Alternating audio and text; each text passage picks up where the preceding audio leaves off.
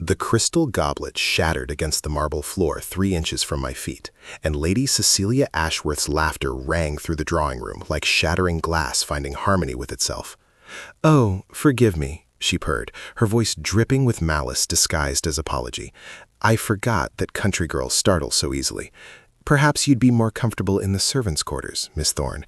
The noise down there is more suited to your simple sensibilities." 20 pairs of aristocratic eyes watched me standing there in my mother's altered dress, the only fine thing I owned, my hands trembling, my face burning with shame. I'd been invited to Ashworth Manor for my father's memorial service, the father I'd only just discovered existed 3 weeks ago, the father who'd kept me secret my entire life. I'd come hoping for answers, maybe even family. Instead, I found the Duke's widow who'd made it her mission to remind me, in front of everyone who mattered, that I was nothing, that I would always be nothing. She didn't know that in the library down the hall, the family solicitor was preparing to read a will that would change everything. Neither did I. Wait, before the next confession unfolds, if this story has already stirred your heart, tell us where you're watching from. To make sure you don't miss the next betrayal, kiss, or redemption, subscribe and join our circle. The next heartbeat might change everything. Now, back to the scene. My name is Iris Thorne, and until 3 weeks before that terrible moment in the drawing room, I'd believed my father was John Thorne, a country doctor who died when I was 6 years old. My mother, Elizabeth, raised me alone in a small cottage on the outskirts of a village so unremarkable I won't bother naming it. We had enough to live on. My mother took in sewing, I helped tend a garden, and there was a small annuity from somewhere my mother never quite explained. I'd been happy in my simple way. I read books borrowed from the vicar's library. I helped my mother with her work. I walked in the countryside and drew pictures of flowers and birds. I had no grand ambitions because I'd been taught that girls like me, poor, common, unremarkable, didn't get to have ambitions. Then my mother got sick. It was consumption, the doctor said. Nothing to be done but make her comfortable. I sat beside her bed for 3 months, watching her fade, and on the last day, when her breathing had become shallow and labored, she'd gripped my hand with surprising strength. "Iris," she whispered, "I have to tell you something about your father." "Papa died when I was small," I said gently, thinking the fever had confused her. "I remember. John Thorne was a good man who gave you his name, but he wasn't your father." Her eyes were bright with fever and tears. "Your father was Henry Ashworth, the Duke of Ashworth." I'd stared at her, certain I'd misheard. "That's not possible." "I was a lady's maid at Ashworth Manor 24 years ago, young, pretty, foolish." She coughed, and blood flecked her lips. "He was kind to me, or so I thought. We had an understanding, or I believed we did. When I told him I was with child, with you, he gave me money and sent me away. John Thorne was the estate doctor. He knew the truth, and he offered to marry me anyway, to give you legitimacy, a name, a father."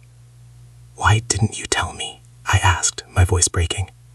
"Because I wanted you to have a simple life, a happy life, not one spent yearning for a father who didn't want you, for a world that would never accept you." She squeezed my hand. "But now I'm dying, and you should know the truth. Henry Ashworth is your father. When I'm gone, you'll have no one. Perhaps he might help you. Perhaps time has softened him." She died that night, her confession hanging in the air like smoke. I'd sat with her body until dawn, my mind reeling. The Duke of Ashworth was my father? It seemed impossible, absurd. But my mother had never lied to me about anything, and her dying words had carried the weight of absolute truth. I buried her in the village churchyard with the last of our savings. And then, with nowhere else to go and nothing left to lose, I wrote a letter to Ashworth Manor. I didn't ask for money or recognition. I simply said that my mother, Elizabeth Thorne, had recently died, and that she had claimed the Duke was my father. I said I would appreciate the opportunity to speak with him, if only to understand the truth. The response came 2 weeks later, but it wasn't from the Duke. It was from his solicitor, Mr. Pemberton, informing me that His Grace, the Duke of Ashworth, had died 6 months previously. However, in light of my letter, I was invited to attend the formal memorial service and reading of the will at Ashworth Manor. I'd been too stunned to properly process what this meant. My father, if he truly was my father, had died before I could meet him, before I could ask him why he'd abandoned my mother, why he'd never wanted to know me. All the questions I'd been forming died unasked. But I went to Ashworth Manor anyway, because I needed to know, needed to see the place where my mother had worked, needed to understand the man whose blood I carried. I'd arrived at the manor 2 days before the memorial service, taking the public coach as far as it would go, and then walking the last 3 miles to save the fare.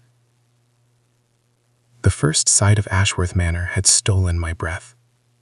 It was magnificent, a sprawling estate of honey-colored stone with towers and turrets and windows that caught the afternoon sun like jewels.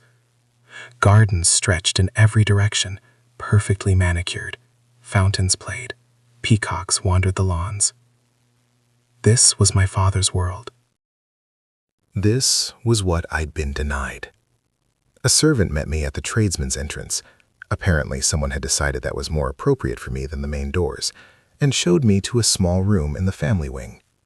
It was larger than my entire cottage had been, with a 4-poster bed, a writing desk, and windows overlooking the rose garden. "Lady Ashworth requests your presence for tea at 4 o'clock, the servant said stiffly, making it clear this was a command, not an invitation. Lady Ashworth, the widow, my father's wife. I dressed in my best dress, my only dress that wasn't work-worn, and presented myself at the drawing room at precisely 4 o'clock.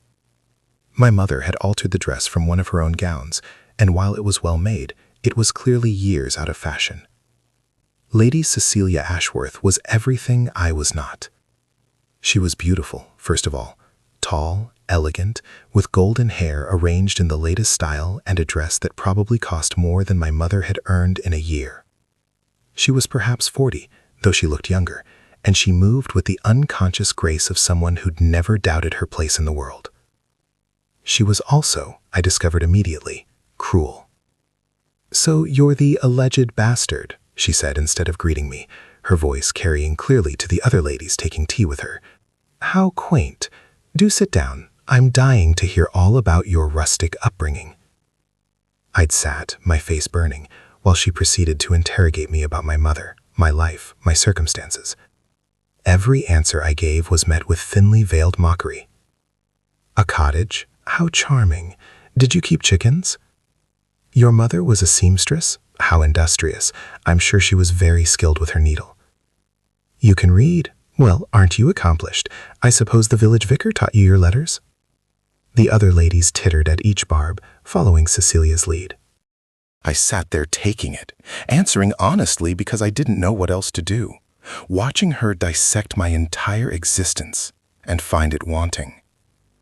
It continued like this for the next 2 days. Cecilia made sure I was present at every social gathering, every meal, every moment when guests were assembled. And at each one, she found new ways to humiliate me. She seated me below the salt at dinner. She introduced me as the girl who claims to be my late husband's byblow. She made casual comments about my dress, my hair, my manners, always phrased as concern or advice, but delivered with poison. "My dear Miss Thorne, you really must let my maid do something with your hair. That country style is so earnest. Miss Thorne, perhaps you'd be more comfortable with the servants. I fear our conversation about the London season must be terribly boring for you. Do try the duck, Miss Thorne. I know simple fare is more to your taste, but one must broaden one's palate." The other guests took their cue from her. Some were overtly cruel, others merely distant. A few looked at me with pity, which was almost worse. I was a curiosity, an embarrassment, a problem to be dealt with. Only one person showed me any kindness: James Ashworth, my half-brother. He was 30, tall and serious, with dark hair and gray eyes that reminded me painfully of the few portraits I'd seen of my father.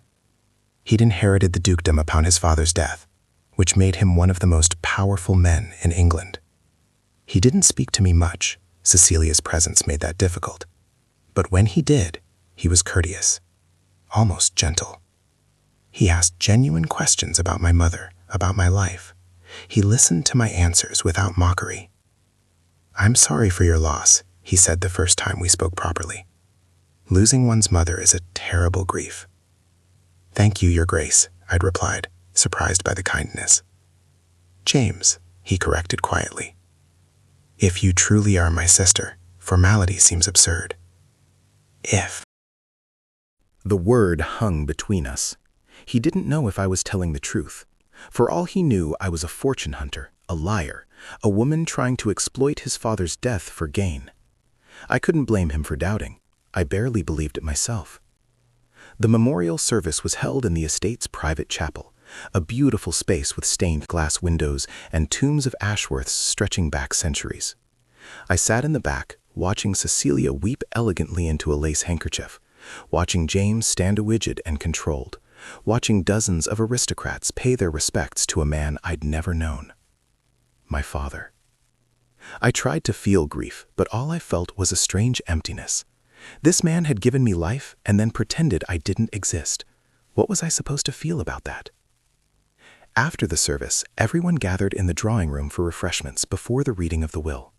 This was when Cecilia had thrown the goblet, had made her comment about my simple sensibilities, had reduced me to a trembling, humiliated wreck in front of everyone who mattered. I'd stood there with crystal shards at my feet, wanting to flee, wanting to disappear, wanting to be anywhere but in this beautiful room full of beautiful people who saw me as nothing. Then Mr. Pemberton, the solicitor, appeared in the doorway. "If everyone would please proceed to the library, it's time for the reading of His Grace's will."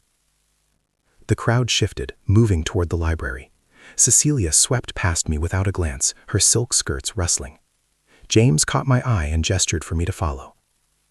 I did, my legs shaking, my heart hammering. I had no idea what to expect. Perhaps my father had left me a small bequest, a token acknowledgement of my existence. Perhaps nothing at all. Perhaps this was merely a formality before I was sent away forever. The library was magnificent, lined with books from floor to ceiling, dominated by a huge desk of dark wood. Chairs had been arranged in rows, and people sorted themselves by status and relationship. Cecilia took the seat of honor at the front. James sat beside her, his expression unreadable. I found a chair in the back corner, trying to be invisible. Mr. Pemberton settled himself at the desk, opened a leather document case, and withdrew a thick sheaf of papers. He adjusted his spectacles and cleared his throat. "The last will and testament of Henry William Ashworth, Duke of Ashworth, written this 15th day of March, in the year of our Lord 1847. That was only 3 months before his death, I realized. A recent will. Pemberton began to read. The language was formal, legal, dense with whereas and hereto and in witness thereof, but the substance was clear enough. First came the entailed properties, the dukedom itself, the manor, certain estates that had to pass to the male heir. These went to James, as expected. Then came the unentailed properties, the investments, the personal possessions, and this was where things became interesting. To my beloved wife, Cecilia Margaret Ashworth, I leave the dower house at Ashworth Manor, an annuity of £2,000 per annum, and the jewelry that belonged to my mother, as is her legal right as my widow. Cecilia's face remained composed, but I saw her hands tighten on her reticule. £2,000 was generous, but it wasn't a fortune, and the dower house, while substantial, was nothing compared to the manor itself.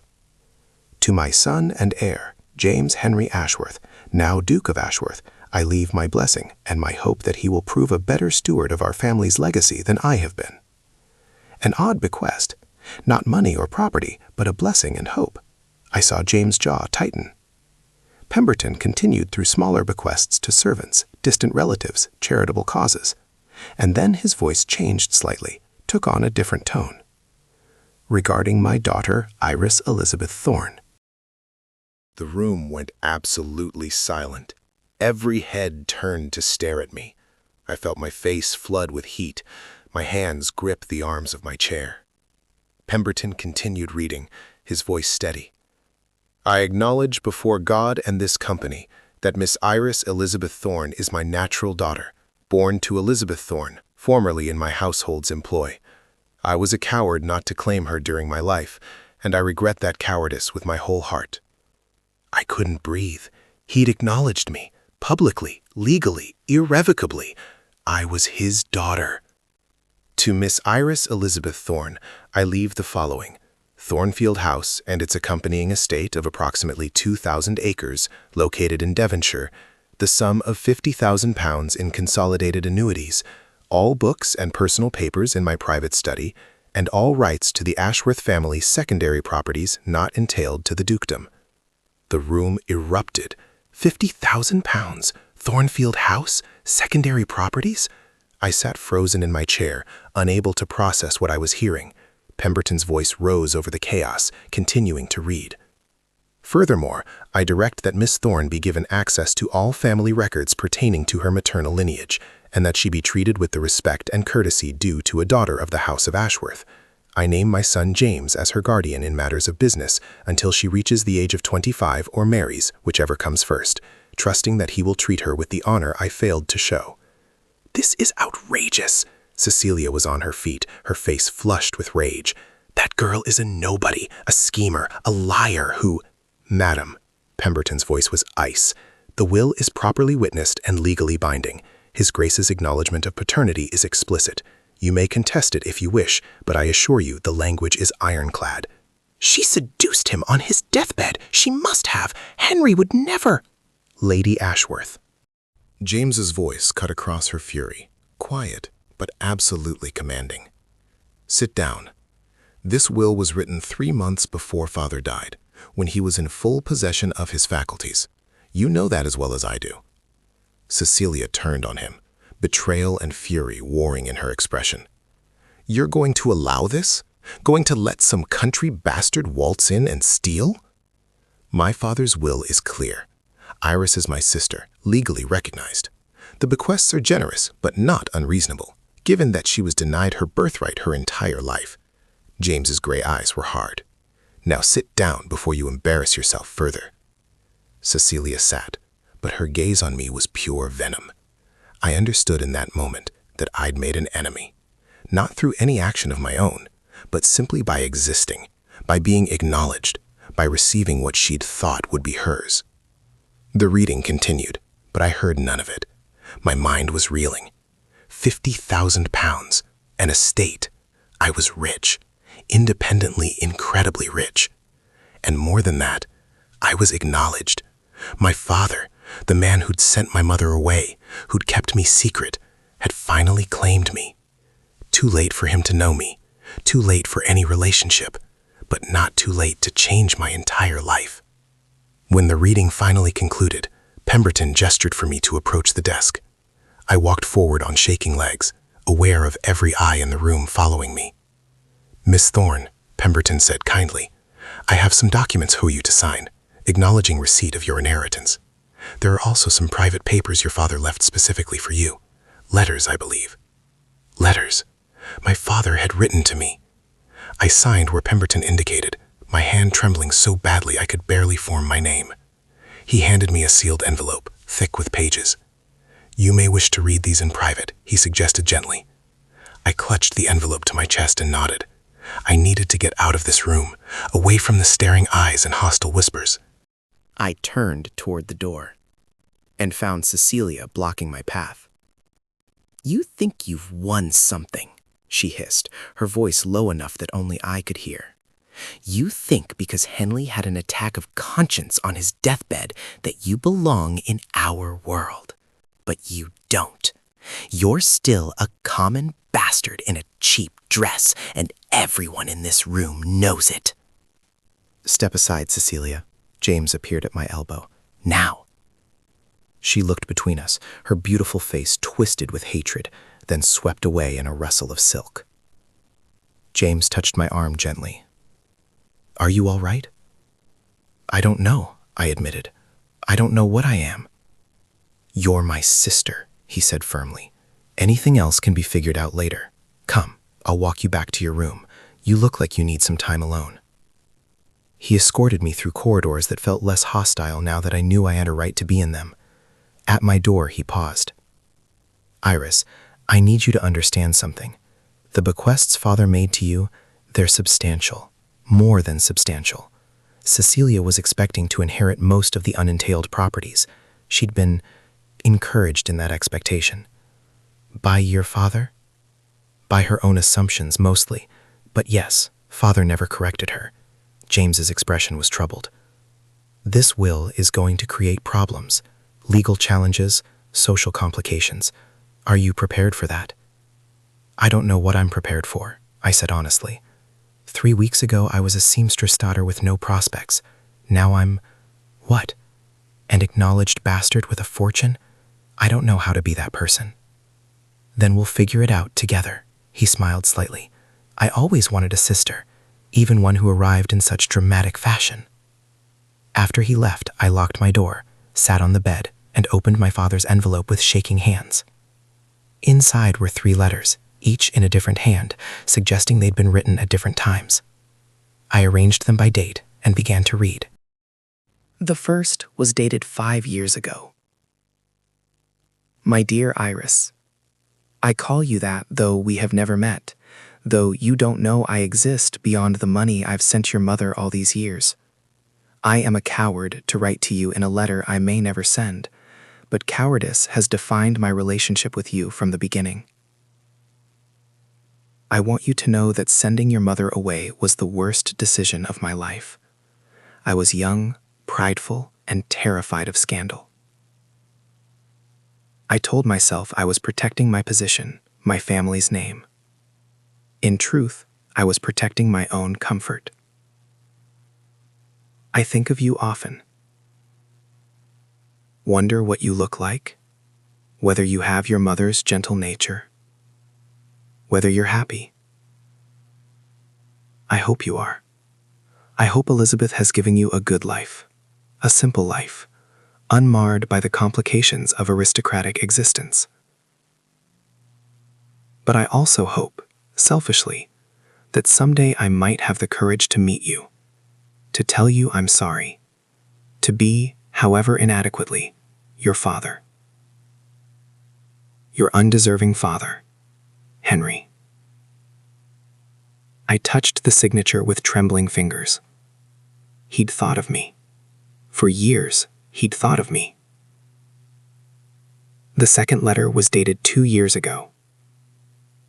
Iris. I am dying. Not imminently. The doctors say I have some time yet, but cancer is consuming me, and there's no cure. This knowledge has brought clarity I lacked in health. I want to meet you. I want to know the daughter I abandoned. But I am too much a coward still, too aware of the complications it would create. Cecilia would never allow it. James doesn't know you exist. The scandal would be devastating. So instead, I do the only thing I can. I rewrite my will. I cannot give you my name. That would require legitimization I don't have the power to grant. But I can give you security. Acknowledgement. A place in the world that doesn't depend on others' charity. I hope it's enough. I know it's not. Nothing I can do now will make up for the years of neglect. The love I should have shown. But perhaps wealth and independence will give you the freedom I denied your mother. Forgive me, if you can. Henry. The third letter was dated just days before his death. My dearest Iris, I will never send these letters. I will never have the courage to face you and admit my failures. But I wanted you to know that you were not forgotten. You were not unloved, though I showed that love only in the most cowardly ways. Your mother was extraordinary, kind, gentle, beautiful in spirit as much as in face. I loved her, in my fashion, though I lacked the strength to honor that love. She deserved so much better than me. And you deserve a father who claimed you from birth, who fought the world to protect you, who gave you his name and his heart. I was not that father. I am sorry beyond words. But I hope, in giving you independence, I've given you something valuable. The freedom to choose your own path, to be more than society would allow a natural daughter to be. Live well, Iris. Be happy. And if you ever think of me, remember that you were not unwanted. You were cherished from afar, by a man too weak to show it. Your father, Henry Ashworth. I read the letters 3 times, tears streaming down my face. He'd been a coward, yes. He'd failed me and my mother in fundamental ways, but he'd also loved us, in his inadequate fashion. And in the end, he'd tried to make amends the only way he knew how. It wasn't enough. It could never be enough. But it was something. I folded the letters carefully and tucked them into my bodice, close to my heart. Then I washed my face, straightened my cheap dress, and looked at myself in the mirror. I was Iris Thorne, acknowledged daughter of a duke. I had £50,000 and an estate and secondary properties I didn't even know existed yet. I was rich beyond imagination, independent, powerful in ways I'd never dreamed.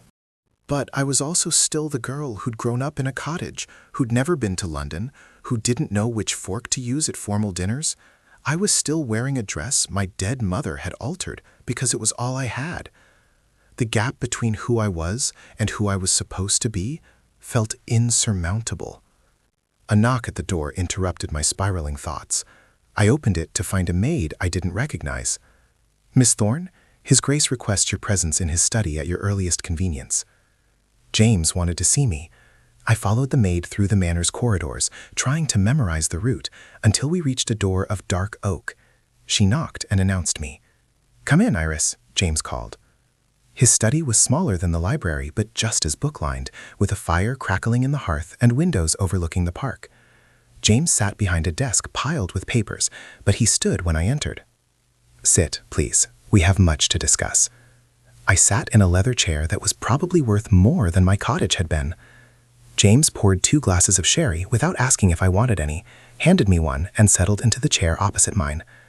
"First, I want to apologize for Cecilia. Her behavior has been unconscionable." "She's grieving," I said, though I wasn't sure I believed it. "She's greedy," James corrected bluntly. "Cecilia married my father for his title and wealth. They had an understanding. She played the Duchess, he maintained mistresses discreetly. It was a business arrangement, nothing more. She expected to be rewarded handsomely in his will." "I didn't ask for any of this," I said. "I didn't even know he existed until—" "I know, and that's why the inheritance is so significant. Father acknowledged you not because you demanded it, but because his conscience finally outweighed his cowardice." James sipped his sherry. "The question now is what you want to do with this gift." "I don't understand." "You have options." You could take your inheritance and disappear into genteel obscurity. Live quietly at Thornfield, manage your estate, avoid society entirely. Many natural children choose that path. Or you could claim your place as an Ashworth. Not fully, you'll never be received at court, never be considered truly legitimate. But as my acknowledged sister, with the wealth and property to back it, you could carve out a position in society. Not at the top, but not invisible either. I stared at him. Why would I want that? Everyone here despises me.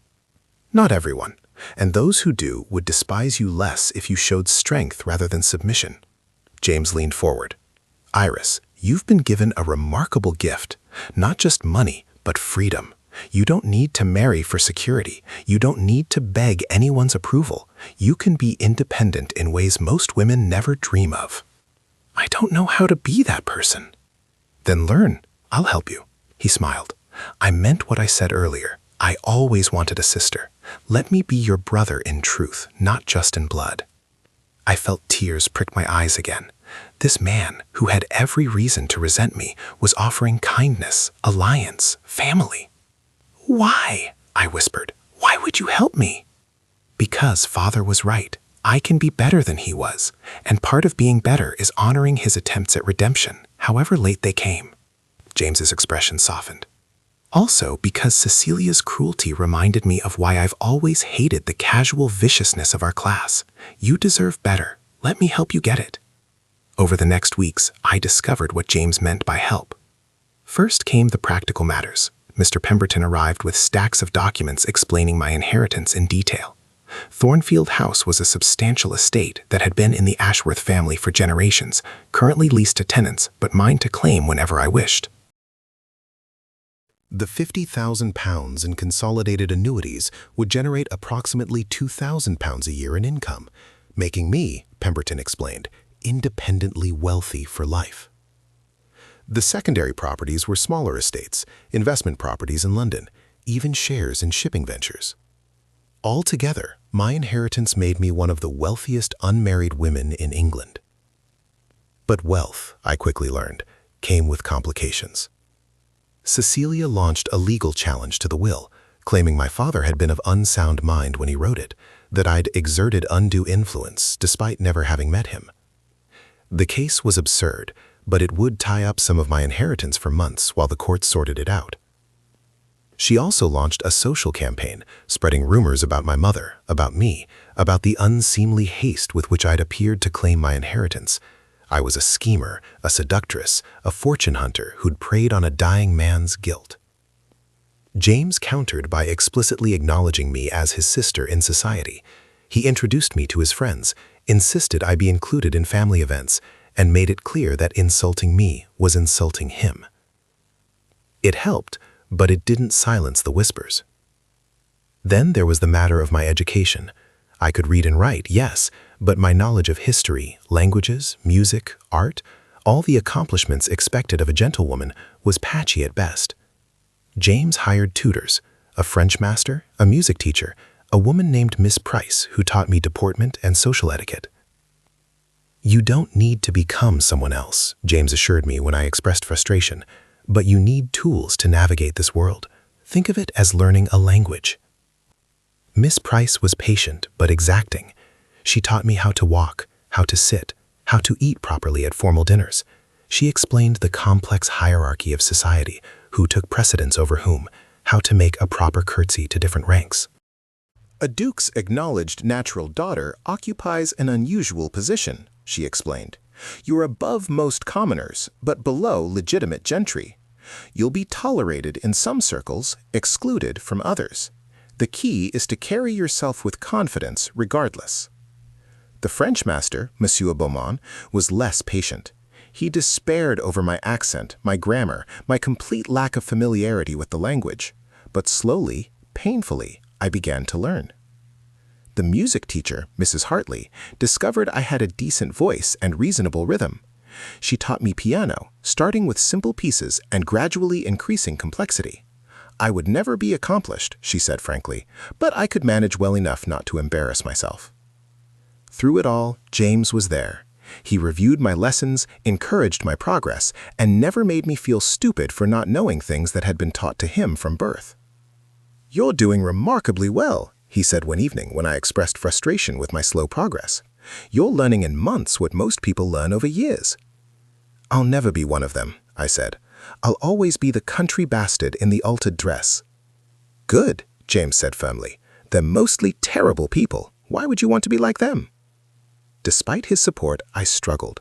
Ashworth Manor felt like hostile territory, with Cecilia watching my every move, waiting for mistakes. The other guests, a rotating cast of James' friends and acquaintances, treated me with varying degrees of courtesy and disdain. Only one other person showed me genuine kindness, Lord William Hartley, a friend of James who'd arrived for an extended visit. William was perhaps 28, tall and lean with auburn hair and warm brown eyes. He was the second son of an earl, a scholar with no prospects of inheriting, who'd made his fortune in trade, something most aristocrats would never admit to, but that had made him wealthy and independent. He sought me out one afternoon when I was hiding in the library, overwhelmed by yet another disastrous attempt at social conversation. "Mind if I join you?"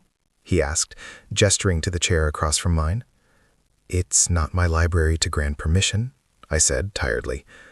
True, but it's not really anyone's library. Books belong to those who read them, not those who own them. He settled into the chair. What are you reading? I showed him the book, a volume of poetry by Wordsworth.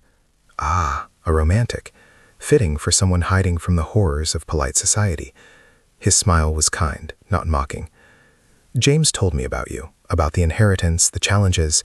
It must be overwhelming. That's an understatement. I imagine it is. I have some small understanding. I'm trade, unforgivably common despite the courtesy title. The Ton tolerates me because I'm rich and James vouches for me, but I'll never truly be one of them. How do you bear it? The judgment, the whispers? I remind myself that their opinions matter far less than they think they do, and I focus on the things I actually value, my work, my friends, my books. The rest is just theater. He leaned forward. Miss Thorne, may I call you Iris? Miss Thorne feels absurdly formal. Iris is fine. Iris, then. You've been given a remarkable opportunity, but you're approaching it like a trial to be endured rather than a gift to be used. Why? The question caught me off guard. Because it feels like a trial. Everyone here despises me. Not everyone. James clearly cares for you, and I'm rather fond of you already, though we've barely spoken. His smile was warm. But even if everyone did despise you, so what? You have wealth, independence, and the freedom to build whatever life you want. Their opinion is irrelevant unless you give it power. Easy for you to say. Is it? I'm the second son who went into trade because I had no inheritance and no prospects. My father hasn't spoken to me in 5 years. Half the town thinks I'm a disgrace to my family name. But I'm happy, Iris. I do work I find meaningful, I have friends I value, and I answer to no one but myself. He stood. Think about that. You could spend your life trying to win approval from people who'll never give it, or you could use your freedom to build something real. He left me with that thought spinning in my mind. The confrontation came 3 weeks after the will-weaving. I'd been living at Ashworth Manor in a state of suspended animation, going through the motions of my lessons, avoiding Cecilia as much as possible, and trying not to think about the future. But James insisted I attend a dinner party he was hosting, said it was time I started appearing in society properly.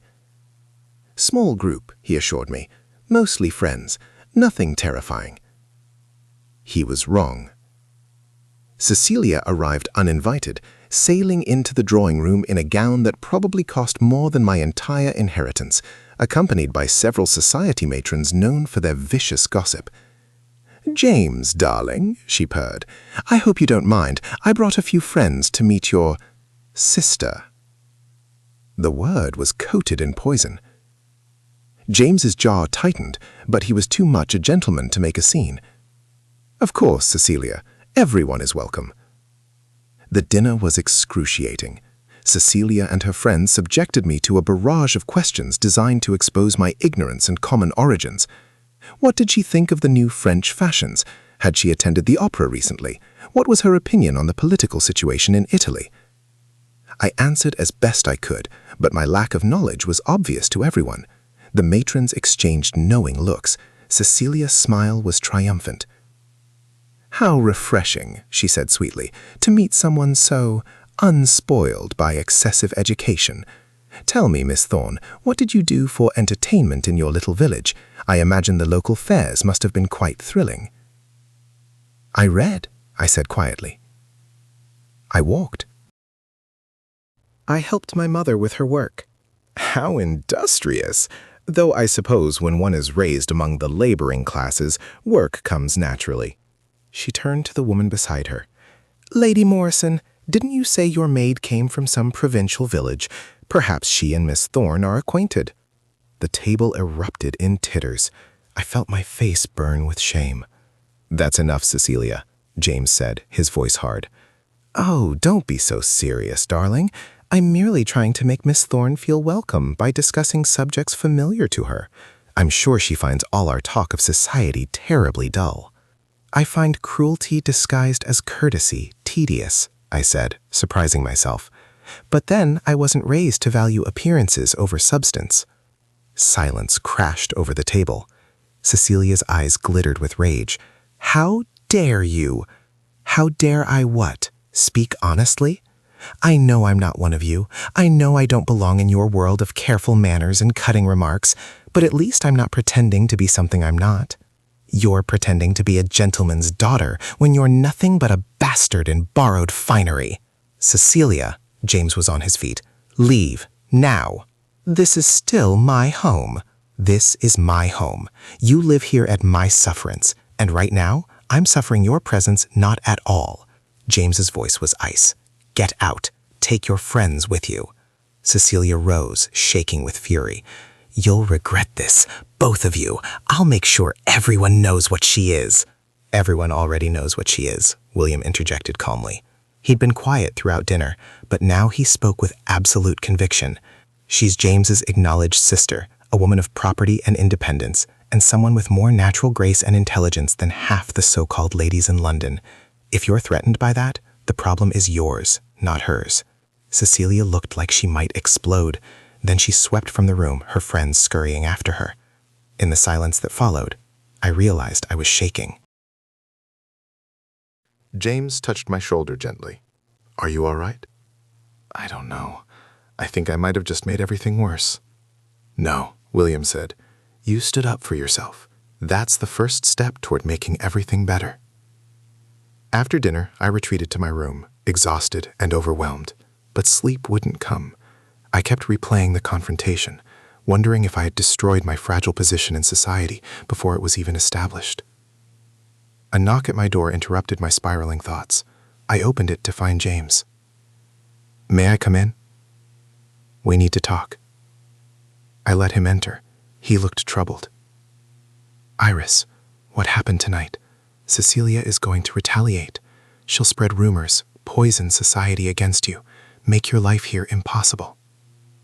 "I know. I'm sorry. I shouldn't have." "You shouldn't have what? Defended yourself? Spoken the truth?" James shook his head. "You did nothing wrong. But we need to decide how to move forward. You have choices." "What choices?" "You could leave Ashworth Manor, go to Thornfield, take possession of your estate, live quietly away from all this ugliness. It would be peaceful, safe. No one would bother you there. Or you could stay, fight for your place, prove that you belong here, not because of birth, but because of character." He met my eyes. "It won't be easy. Cecilia has powerful friends, and they'll make your life difficult. But I'll stand with you. William will stand with you. And I think, deep down, you're stronger than any of them give you credit for."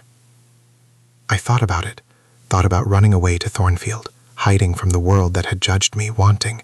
It would be easy, safe. It would also be surrender. "I'll stay," I said, "but on one condition." "Name it." "I want to go to Thornfield, not to hide, but to see it, to understand what I've inherited, and then I want to come back here and make a plan, a real plan, for building a life that's mine, not just a reaction to other people's cruelty." James smiled. "Done." "Well, leave tomorrow. I'll come with you. I haven't seen Thornfield in years." The journey to Thornfield took 2 days by carriage. James brought William along, and the three of us spent the journey talking. Not about society or scandal, but about books, ideas, the world beyond England's shores. I discovered William was brilliant, with a mind that ranged across subjects with ease. He'd traveled extensively, studied at Cambridge, and then shocked his family by going into shipping instead of the church or law. "I wanted to build something," he explained.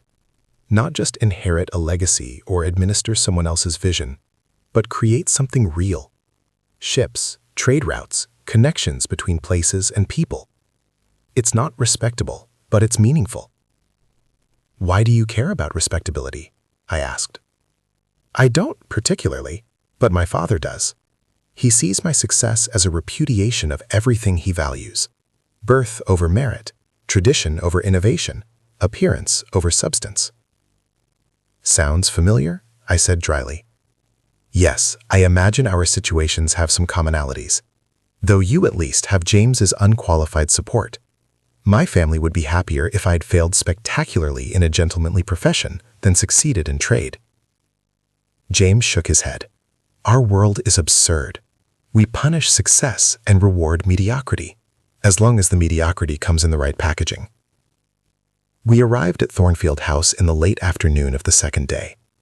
The house emerged from rolling Devonshire countryside like something from a dream. Honey-colored stone, elegant proportions, gardens that rolled down to a small lake. It was beautiful, and it was mine. The housekeeper, Mrs. Davies, had been notified of our arrival and greeted us with warmth. "Miss Thorne, we've been hoping you'd come see the place. It's been too long since the house had proper family and residence." She gave us a tour, and I fell in love with every room. It was smaller than Ashworth Manor, but somehow warmer, more welcoming. The rooms had personality, history. I could imagine living here, building a life here. "The estate is quite profitable," Mrs. Davies explained as we walked the grounds. 2,000 acres of good farmland, tenant farms that pay regular rents, some woodland that provides timber. The previous tenants managed it well, but they passed last year. We've been waiting for you to decide what to do with it." "What would you suggest?" I asked. "Move in, miss. Make it your home. The house needs life, and you need a place that's truly yours," she smiled. "Besides, the tenant farmers and villagers are eager to meet you. They've heard you're the old Duke's daughter, and they're hoping you'll be a good landlord." That night, sitting in Thornfield's library with James and William, I felt something I hadn't felt since my mother died. Hope. "I want to live here," I said. "Not run away, not hide, but build a real life. Manage the estate, get to know the tenants, become part of this place." "Good," James said, "but don't cut yourself off entirely. You should spend time in London, attend some social events, maintain a presence. Otherwise, you'll be forgotten, and in society, being forgotten means losing power." "I don't want power." "You should," William said. "Power means the ability to protect yourself, to help others, to shape your world instead of just enduring it. Your father gave you the resources for power. Use them." We spent a week at Thornfield, and in that week, I began to see possibilities. The estate was more than just property. It was a community of people who needed good management, fair treatment, and investment. I met with the tenant farmers, toured the lands, listened to their concerns and ideas. I also discovered I liked managing things. There was a satisfaction in solving problems, making decisions, seeing the direct impact of my choices. This was something I could be good at, something that mattered. When we returned to Ashworth Manor, I returned different. Still uncertain, still learning, but no longer just reacting to other people's judgments. I had a purpose now, a future I was building for myself. Cecilia noticed the change immediately. She was waiting in the drawing room when we arrived, her face set in hard lines. "Back from your little provincial jaunt? How quaint." "Thornfield is a beautiful estate," I said calmly. "I'm planning to take up residence there in the spring." "Running away? How predictable." "No, claiming what's mine. There's a difference." I met her eyes without flinching. "You were right about one thing, Cecilia. I don't belong in your world. But that's not the insult you think it is. I'm building my own world, and I prefer it to yours." Her eyes narrowed. "You think you can just walk away? Society will destroy you." "Society can try, but I have wealth, property, and independence. I don't need their approval to be happy." "You need a husband, and who will marry a bastard no matter how rich?" "Maybe no one. Maybe I'll live my whole life unmarried and independent. That sounds rather pleasant, actually." I left her sputtering and went to find James. He was in his study, reviewing estate accounts. "How did Cecilia take your news?" he asked with a slight smile. "About as well as you'd expect. James, I want to thank you for everything. Your support, your patience, your willingness to claim me as family when you could have simply paid me off and forgotten I existed. You're my sister. That's not something I take lightly." He set down his pen. "What are your plans now?" "Spend the winter here, learning everything I can, then move to Thornfield in spring and take up proper residence. But I'll visit London periodically, attend select social events, show society that I'm not hiding, just choosing my own path." "Smart. You'll need a companion, someone to provide respectability when you're in London." "I'll find someone. Miss Price might know suitable candidates." "Actually," James said carefully, "I have a suggestion. My aunt, Lady Catherine Wells, she's a widow, quite independent-minded, and she's been wanting to leave her estate for something more engaging. I think you two would get along well." Lady Catherine arrived 3 weeks later, a tall, formidable woman of 50 with sharp eyes and sharper wit. "So you're Henry's bastard," she said at our first meeting, shocking me with her directness. "Good. I never liked that pompous fool, but I'm glad he finally did right by someone." She took one look at my wardrobe and declared it a disaster that must be rectified immediately. Within days, she'd arranged for a modiste from London to come measure me for proper gowns. "You're rich now," she said bluntly. "Dress like it. Not to impress anyone, but because you deserve beautiful things and the confidence they provide." Under Lady Catherine's guidance, I was transformed, not into a copy of Cecilia or any other society lady, but into a better version of myself. My new gowns were elegant but not ostentatious, fashionable but suited to my coloring and frame. My hair was styled in a way that flattered my face rather than following the latest trend. "You'll never be a diamond of the first water," Lady Catherine said frankly. "But you don't need to be. You have something better: substance."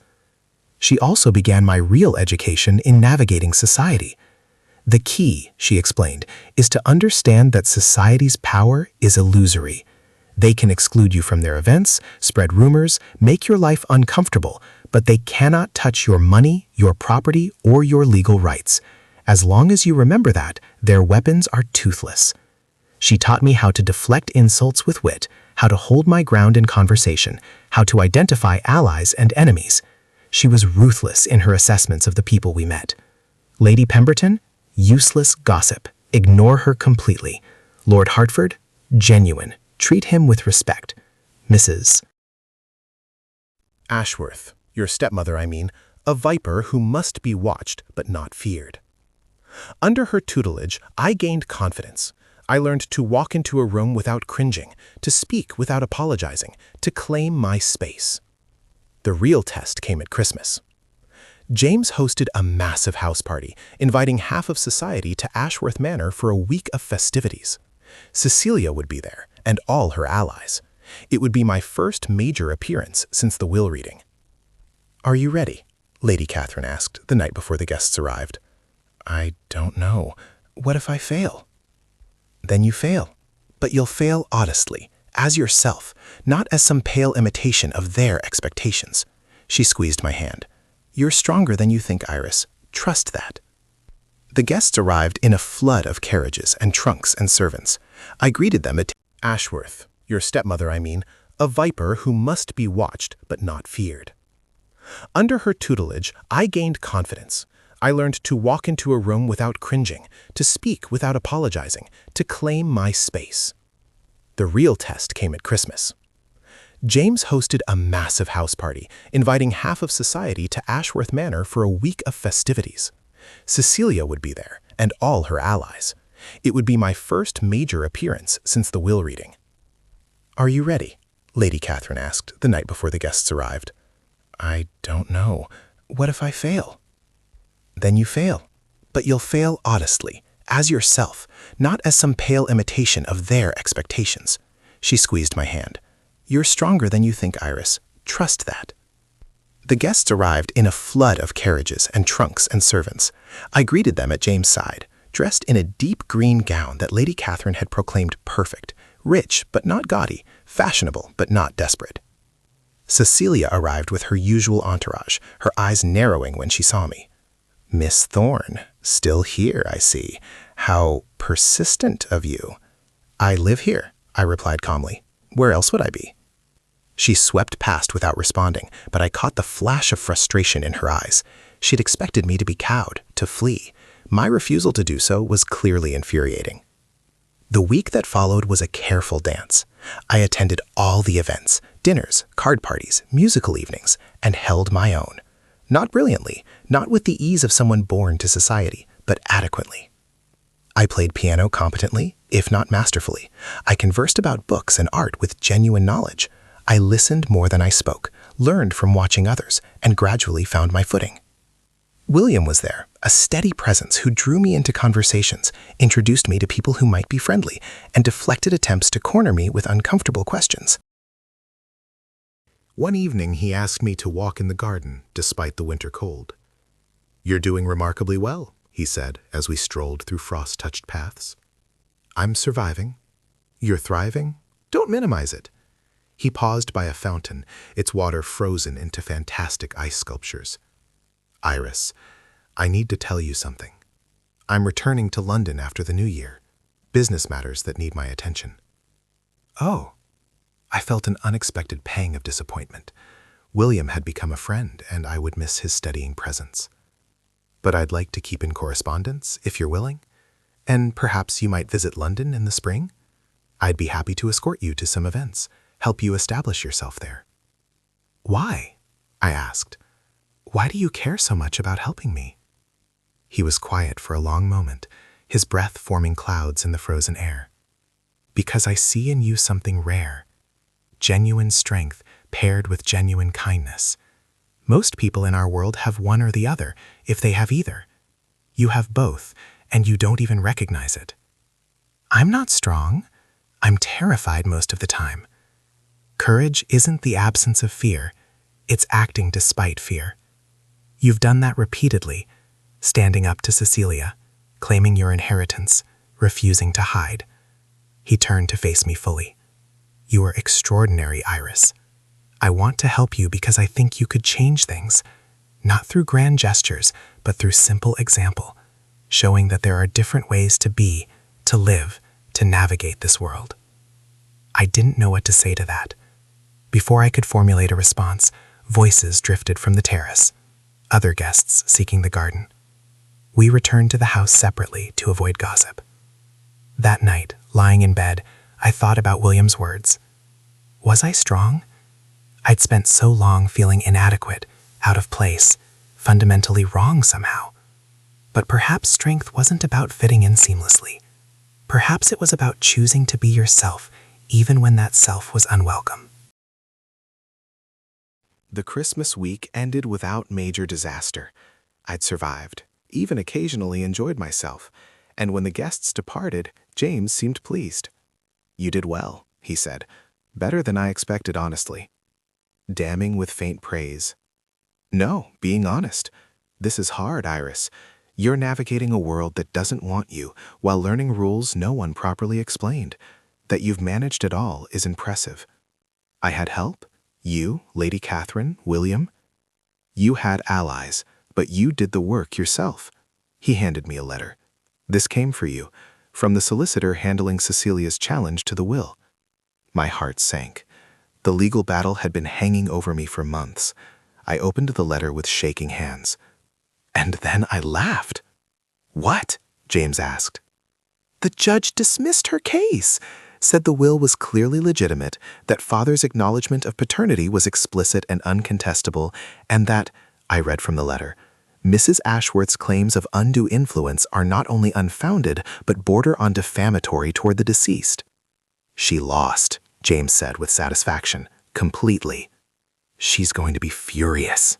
"Undoubtedly, which is why you should probably move to Thornfield sooner rather than later." He was right. Cecilia's anger would make Ashworth Manor even more uncomfortable than it already was, and I was ready to claim my inheritance, ready to build my own life. I spent the rest of winter preparing. Lady Catherine agreed to accompany me to Thornfield and stay as my companion and advisor. James helped me hire a proper estate manager, a competent man named Mr. Phillips, who came with excellent references. And William wrote letters, long, fascinating letters about his business, his travels, his ideas. I wrote back, and our correspondence became the highlight of my days. In March, as snow began to give way to early spring, I left Ashworth Manor for the last time. Cecilia didn't bother to say goodbye. James saw me off with a warm embrace and a promise to visit soon. "You're going to be fine," he said. "Better than fine. You're going to thrive." I believed him. Thornfield welcomed me like a home I'd been missing my whole life. The staff were warm, the tenants respectful, and the estate itself was beautiful in ways that had nothing to do with grandeur. I threw myself into learning estate management. Mr. Phillips was patient, explaining crop rotations and rent rolls and drainage systems. I rode out with him to visit tenant farms, listened to the farmers' concerns, and began implementing improvements. A new drainage system for the lower fields, repairs to several cottages, investment in better equipment for the dairy operation. Each project made a real difference in people's lives, and I found satisfaction in that. Lady Catherine managed the household with brisk efficiency and took charge of my social education. She began hosting small dinners, inviting local gentry who proved far more welcoming than London society. "You're a novelty here," she explained. "The Duke's daughter, rich and independent, but actually accessible. They like you." "They like that I'm not Cecilia," I corrected. "That too. But don't discount your own merit. You listen to people, treat them with respect, invest in the community. Those things matter." By summer, I had established a rhythm. Days spent on estate business, evenings with books or music or conversation with Lady Catherine, regular correspondence with James and William, occasional visits to local families, building a network of genuine friendships. I was happy, truly happy, for the first time since my mother died. Then William came to visit. He arrived unannounced one afternoon in July, riding up the drive on a magnificent black horse. I was in the garden, and I saw him before he saw me. My heart did something strange in my chest. I'd missed him, I realized. Missed his kindness, his intelligence, his ability to make me laugh. Our letters had been wonderful, but seeing him in person was different. "Iris!" He dismounted and walked toward me with a smile that lit his whole face. "Surprise!" "William, what are you doing here?" "I had business in Exeter, and Thornfield is only a day's ride away. I couldn't resist the opportunity to see how you're settling in. Come inside, you must be exhausted." We walked toward the house together, and I felt Lady Catherine's eyes on us from the window. She'd read all of William's letters, had commented more than once on how often I smiled while reading them. Over dinner, William regaled us with stories of London, scandals and business deals and political maneuvering. But afterward, when Lady Catherine tactfully retired early, he grew more serious. "How are you really?" he asked. "The letters are wonderful, but I want to hear it from you directly." "I'm happy," I said, and realized it was true. I'm building something here, something mine.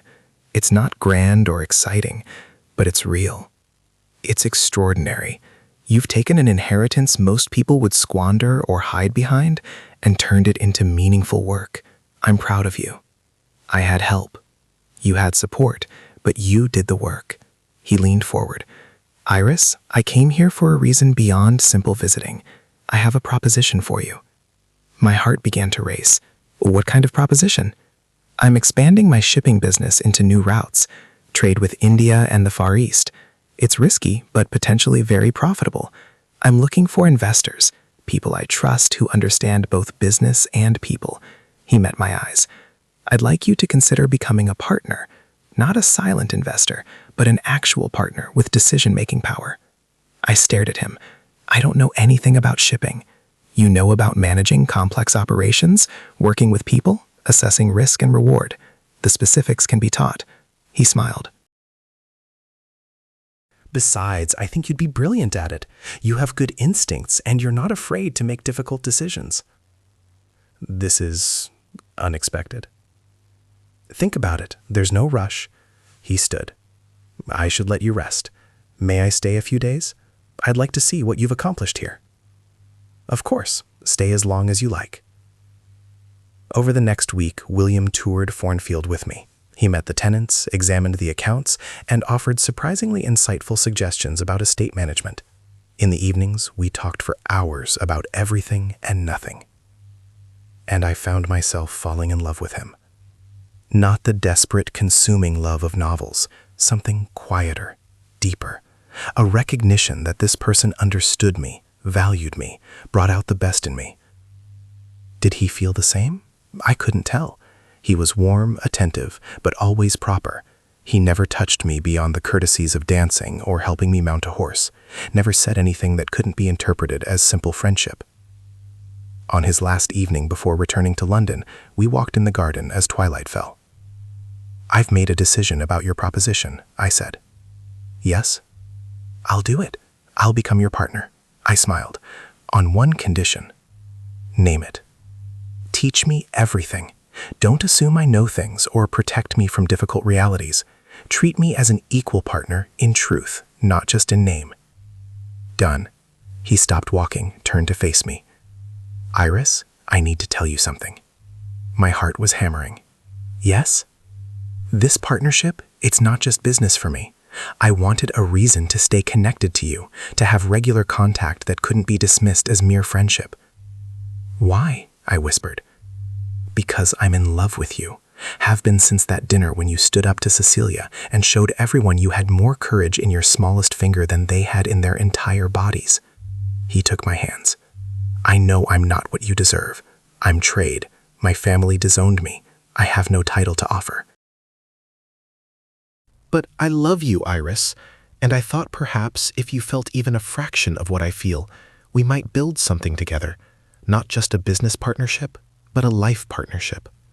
I couldn't breathe. You love me? Desperately. Completely. Is there any chance you might feel the same? I answered by kissing him. It was my first kiss, awkward and unpracticed, but William responded with such tenderness, such joy, that technique didn't matter. When we finally broke apart, I was crying. I love you, I said. I didn't even realize how much until right now, but I love you, William. You've shown me kindness when I needed it most, believed in me when I didn't believe in myself, and made me laugh when everything felt impossible. Will you marry me? He asked.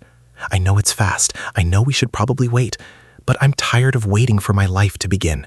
I want to build it with you, business and estate. But I love you, Iris, and I thought perhaps if you felt even a fraction of what I feel, we might build something together. Not just a business partnership, but a life partnership. I couldn't breathe. You love me? Desperately. Completely. Is there any chance you might feel the same? I answered by kissing him. It was my first kiss, awkward and unpracticed, but William responded with such tenderness, such joy, that technique didn't matter. When we finally broke apart, I was crying. I love you, I said. I didn't even realize how much until right now, but I love you, William. You've shown me kindness when I needed it most, believed in me when I didn't believe in myself, and made me laugh when everything felt impossible. Will you marry me? He asked. I know it's fast. I know we should probably wait, but I'm tired of waiting for my life to begin. I want to build it with you, business and estate management and social navigation and everything else, together. Yes, I said. Yes, absolutely yes. We were married 6 weeks later in Thornfield's village church with James and Lady Catherine as witnesses. It was a small ceremony, no grand society event, no 3-day celebration, just the people who mattered, celebrating something real. Cecilia sent a scathing letter suggesting I'd seduced William for his money, which made us both laugh, as if I needed more money. James gave me away, his face filled with genuine happiness. You deserve this, he whispered as we walked down the aisle. You deserve all of it. My wedding gift to William was equal partnership in Thornfield Estate. His gift to me was the same in his shipping business. We would build both enterprises together as equals. Our wedding night was spent at Thornfield, in the master suite that was now ours. William was patient and gentle, and afterward, as we lay tangled together, I felt a peace so profound it brought tears. Happy? He whispered. Beyond words. Good. Because this is just the beginning, Iris. We're going to build something extraordinary. And we did. Over the next 5 years, our partnership flourished in every sense. The shipping business expanded dramatically, making us both wealthy beyond my original inheritance. Thornfield thrived under our joint management, becoming known for progressive farming methods and excellent tenant relations. We split our time between Thornfield and London, never quite part of high society, but carving out our own space. We hosted gatherings for scholars, merchants, progressive thinkers, people who valued ideas over breeding. James visited often, bringing news of Cecilia's declining influence and his own growing family. He'd married a kind woman named Eleanor, who treated me as a genuine sister. Lady Catherine remained our companion and friend, eventually writing a book about estate management for women that became surprisingly popular. And I transformed from the frightened girl in the altered dress to someone I barely recognized, confident, capable, happy. One afternoon, 5 years after that terrible moment with the shattered goblet, I received a letter. The handwriting was unfamiliar, but the seal was Ashworth's. I opened it to find a letter from Cecilia. Miss Thorne, I am dying. The doctors say I have perhaps a month, and I find myself compelled to write to you. I treated you abominably. This is not apology. I'm too old and too proud for that. But it is acknowledgement. You were innocent of any crime except existing, and I punished you for my own bitterness and disappointment. You've built a good life despite my efforts to destroy it. That speaks to strength of character I never possessed. When I'm gone, I hope you'll think of me, if you think of me at all, as a cautionary tale. A woman who spent her life grasping for status and security and died having achieved neither genuine connection nor peace. You have both. Value them. I showed the letter to William. "Will you write back?" he asked. "I don't know. What would I say?" "That you forgive her. Not for her sake, but for yours." I thought about it for a long time. Then I wrote, "Lady Cecilia, thank you for your letter. I forgive you, not because you've asked for it, but because holding on to anger serves no one. I hope your remaining days are peaceful. Iris Hartley." She died 3 weeks later. James wrote that she'd been alone at the end, except for servants, having alienated everyone who might have cared for her. I felt sad about that.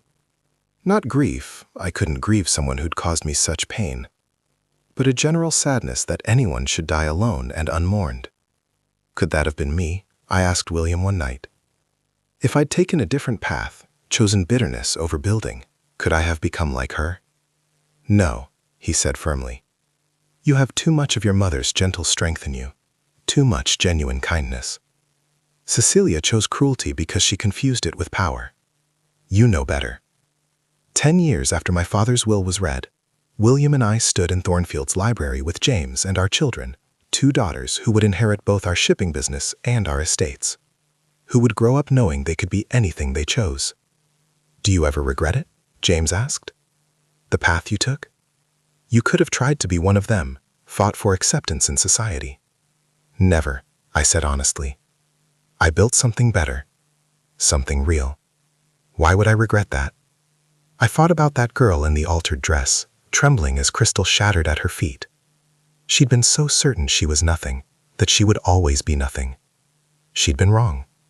I was Iris Hartley, daughter of a duke, wife of a merchant prince, mother of 2 extraordinary girls. I owned an estate, ran a business, and lived exactly the life I wanted. The duke's widow had mocked my simplicity, had tried to destroy me with her cruelty. But my father's will had named me his heir, and I'd taken that gift and built from it a life worth living. Not despite my simplicity, but because of it.